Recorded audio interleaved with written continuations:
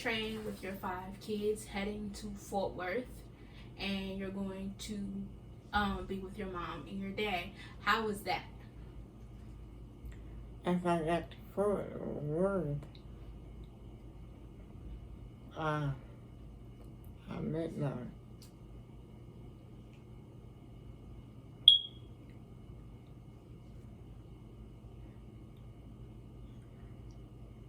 that's why that's not what I was saying. I'm talking about why I did a baby.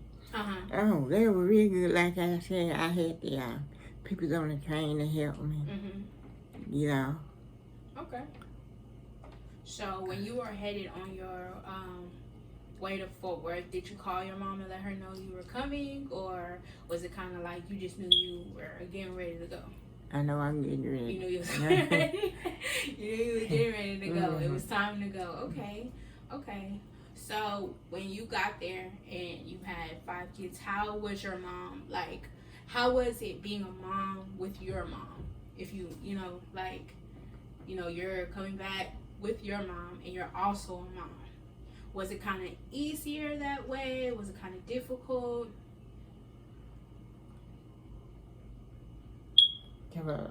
These kids still little? Yeah. I don't I'm going down there to visit. Okay. The visit when they were small. Okay, so when they were smaller, it was kind of like more of a visit thing when you come back. So when you finally made that move to Fort Worth, like you weren't going back, they were kind of older. Oh yeah, they were. Much older. Okay, they were much older. So it's probably kind of a nice transition because you weren't coming back with your mom with babies. It was kind of like they're bigger.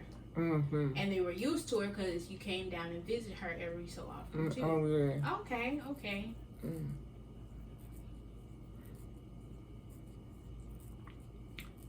But when I got here, this time the last time when I just moved down here,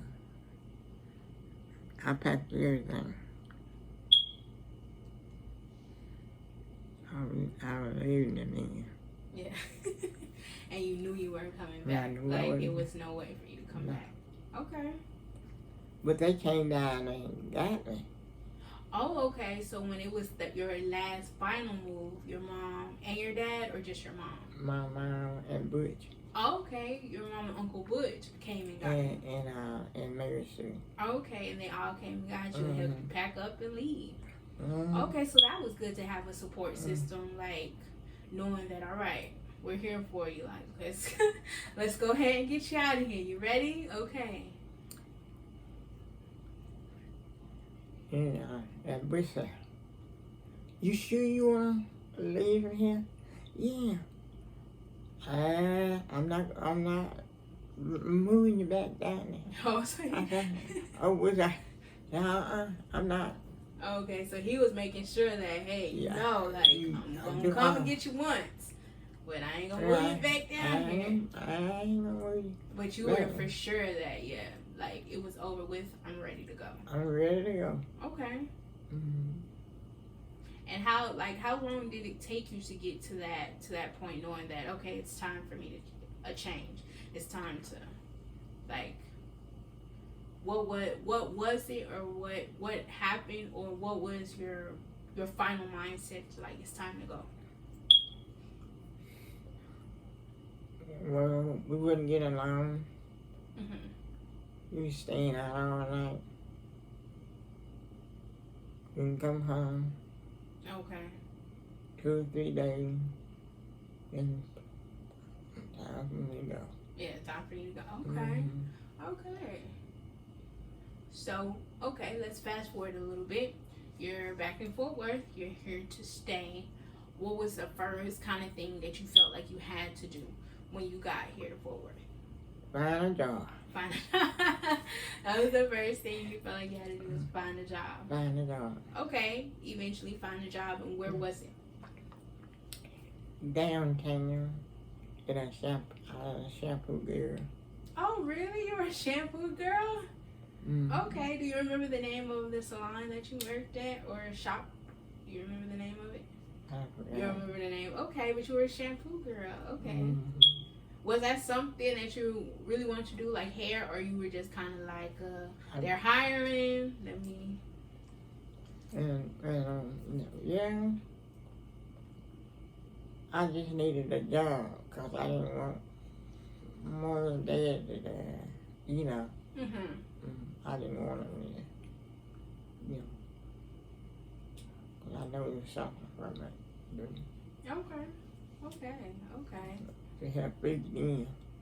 Okay, and so even with working as a shampoo girl, your kids are getting older. How is the transition of like just watching them go from babies to toddlers to, you know, big kids to teenagers? How was that transition dealing with, like I said, you had 5, so how was it? Well, it was, well, like I said, my mama helped me a lot. You know. She helped me a lot. She babysat for a while.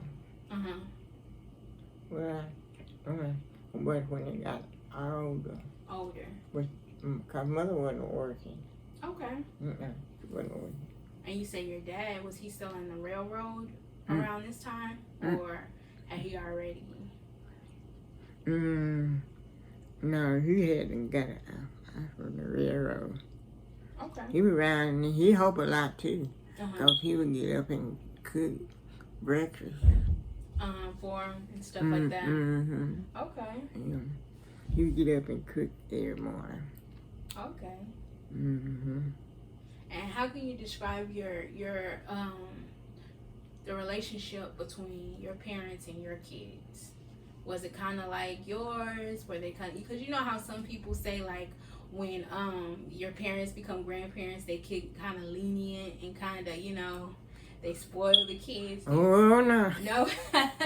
Oh no. So you felt like they were the same. They had the same, you know, values and loved them, but still it was some order. Okay. Yeah. Okay. Okay.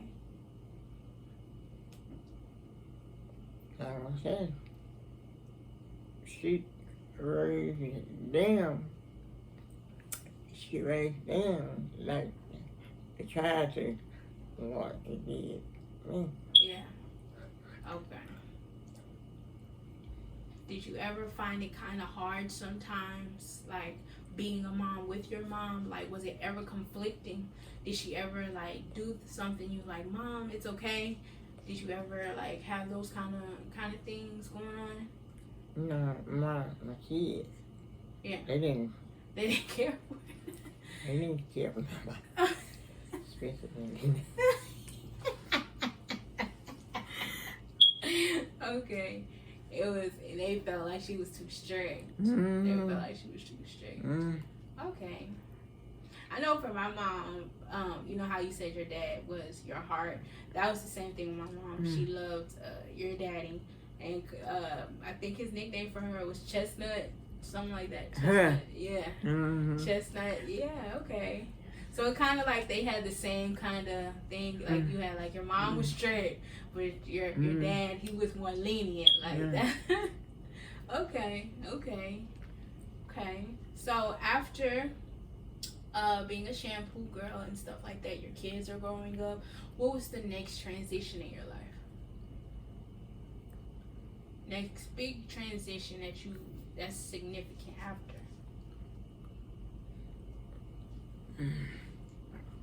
Nothing but working. Nothing but working? Working. Okay. So with being, you know, you were separated or whatever from Papa Sam, did you ever think about dating or... Yeah. No? No, I don't know. Person I dated Lee. Oh, okay. Yeah. And that came like when we were coming up. Okay.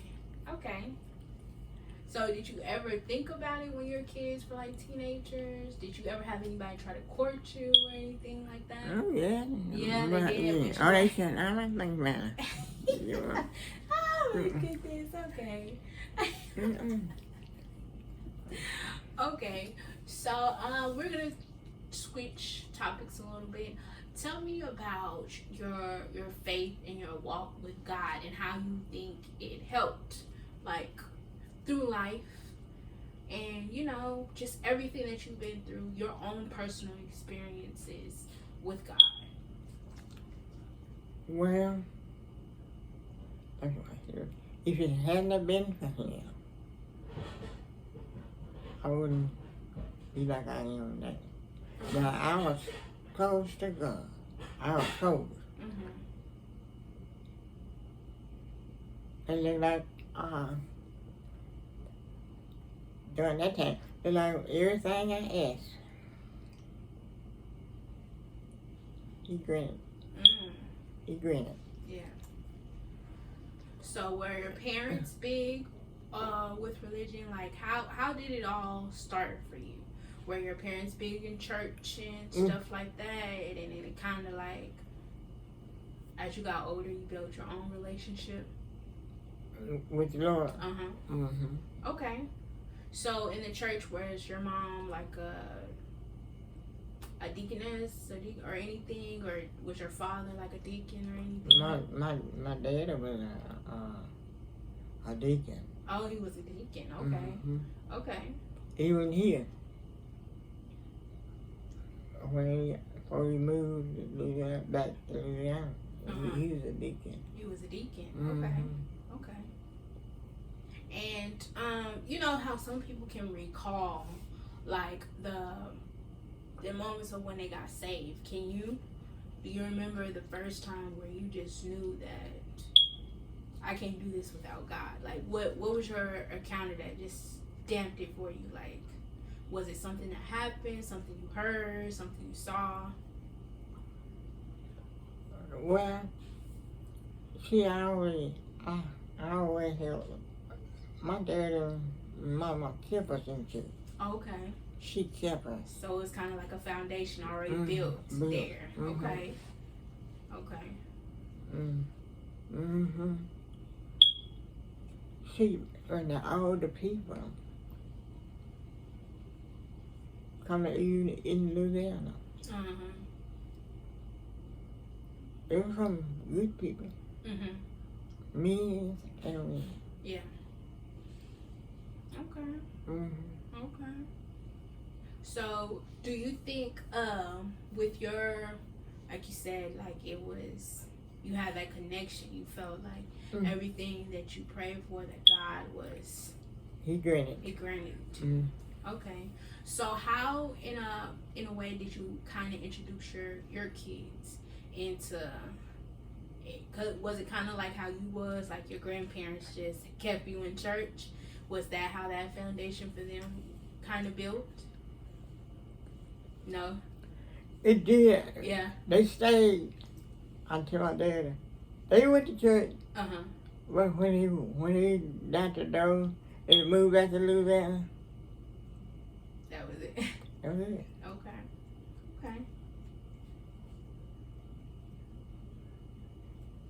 That was it. That was it. No church. Okay. So let's fast forward just a little bit. Let's get back into talking about being a mom. When you're when, like you said, you experienced kind of parenthood with your mom when you moved back, how was it watching your kids have kids? How was that feeling for you? When my kids had kids? Yes. Like, how was it? Was it kind of scary? Was it like kind of like new to you, or? When my kids started having kids. What was your feeling like of being you're like a grandparent now? How was your feelings? I'm not gonna take care of no kids. I done took care of y'all. Y'all don't know. Y'all know. Yeah. Oh my goodness. Don't get pregnant. You ain't got no babysitter. So when did you have a lot of conversations? Did they come to you a lot about being new parents and stuff like that? Did they have a lot of questions? No. So they were kind of like, no questions for you, nothing. Okay. Mama, I already know that. Yeah, that's what they. So basically, they felt like they already knew. I already know that. Oh, okay. Okay. Was it ever a time when you look back at like just watching them be parents and stuff, and it's like, yeah, that's something they got from me, like something that they that they took from me.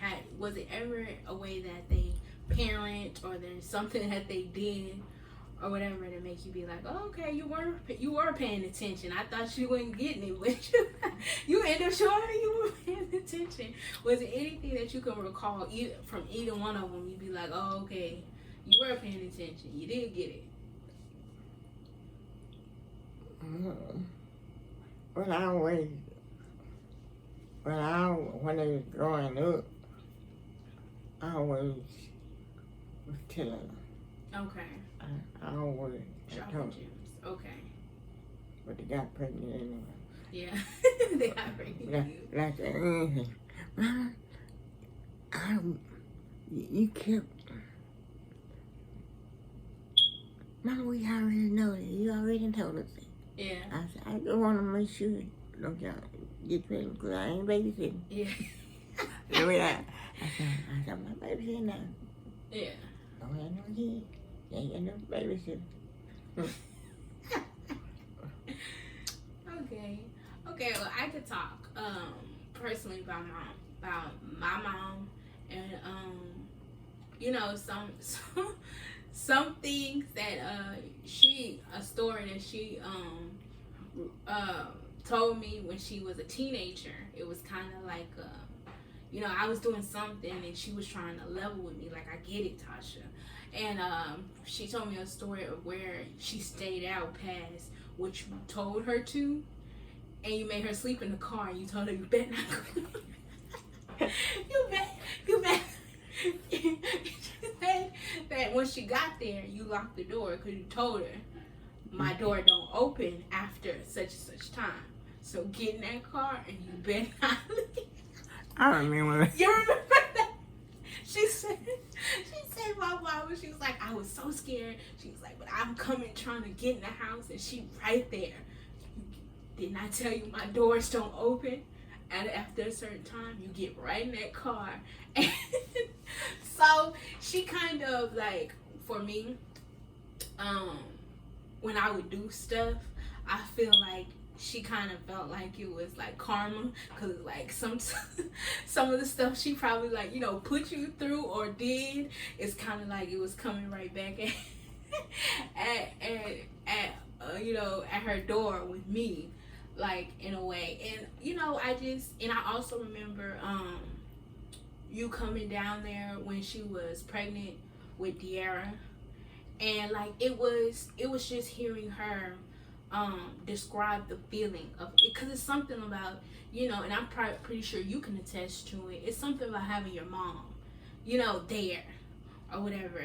And for her, when you came down to South Carolina and stuff, and and I remember even with me, like, you were my first best friend, girl. You would play dolls with me, make cookies with me, and stuff like that. I laugh at thinking about when you left. I was so mad when you left. I was so mad when you left. I was so mad, and I was so sad when you left. And my mom was trying. She doesn't live here. Why can't Granny live here? Why she gotta live in Texas? I remember saying that. But just being that type of mom and being able to, come and be, I really feel like in our family, you literally can be so many things for so many different people. And it's crazy how one person, like when we talk to everyone, like, in our family, you were something different for everyone. I know for me, you know, when I had my kids and stuff like that, with my mom, you were so easy to talk to, and it didn't, you know, my mistakes didn't bother you. Like, you know, it wasn't, you never made me feel judged in a way. You never made it feel like, oh, I can't come and tell Granny anything and stuff like that. So, yeah, I just wanted you to know that.